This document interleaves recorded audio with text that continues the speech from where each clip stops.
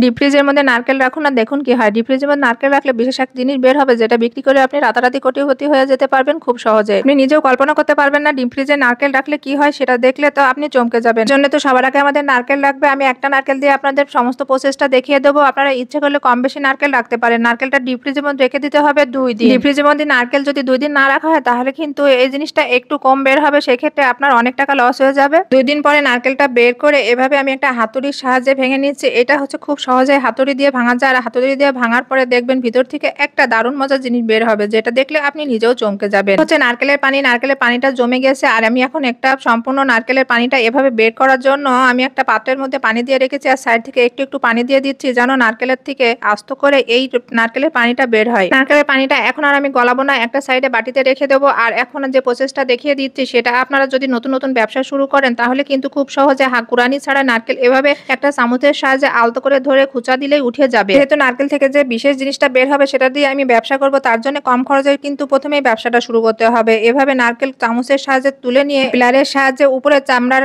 যে কালো অংশটা আছে সেটা উঠে দেয়। হাত দিয়ে টানলেও উঠে যায়। আমি একটা পিলারের সাহায্যে উঠিয়ে নিয়েছি সমস্ত নারকেল থেকে, এবং নারকেলটা এভাবে ভালোভাবে পরিষ্কার করে নিতে হবে, না হলে কিন্তু নারকেল থেকে যে জিনিসটা বের হবে সেটা কিন্তু পরিষ্কার হবে না, আর খেতেও কিন্তু তখন ভালো লাগবে না। এখন নারকেলের আমি একটা সাহায্যে বিভিন্ন সাইজ করে কেটে নিয়েছি। যেহেতু নারকেলটা ফ্রিজে ছিল তার কারণে নারকেলটা কিন্তু কিছুটা নরম হয়ে গেছে, আর এই নরম নারকেলটা কাটতে কিন্তু বেশি সময় লাগবে না। আপনারা ইচ্ছা মতো যে কোনো সাইজ করে কেটে নিতে পারেন। আমি সার্কুলার সাইজ নারকেলটা কেটে নিচ্ছি। আমি সমস্ত নারকেলটা একই রকম সাইজ করে কেটে নেব। থেকে যে বিশেষ জিনিসটা বের হবে সেটা বের করার জন্য অবশ্যই ভিডিওতে দেখানোর অনুপাতে সমস্ত নিয়মই কিন্তু ফলো করতে হবে। তো যে বিশেষ জিনিসটা বের হবে সেটা দিয়ে ব্যবসা শুরু হবে, তার জন্য কিন্তু এরকম সমস্ত নিয়মই কিন্তু ফলো করতে হবে। ডিপ ফ্রিজে রেখে নারকেল এরকম ছোট ছোট টুকরা করে কেটে নিতে হবে। একটা চুলাইতে পানি দিয়ে তার মধ্যে নারকেলের টুকরাগুলো দিয়ে দিতে হবে, আর এখন নারকেলের টুকরাগুলো 4 থেকে 5 মিনিট ভালোভাবে ফুটিয়ে নিতে হবে, যেন সিদ্ধ না হয় আবার যেন কাঁচাও না থাকে। যেহেতু আমি পরবর্তীতে ব্লেন্ডারে দিয়েছি তার জন্য একটু নরম করে নিয়েছি, আর ডিপ ফ্রিজে থাকার কারণে নারকেলটা কিন্তু বেশ খানিকটাই নরম ছিল। আর আমার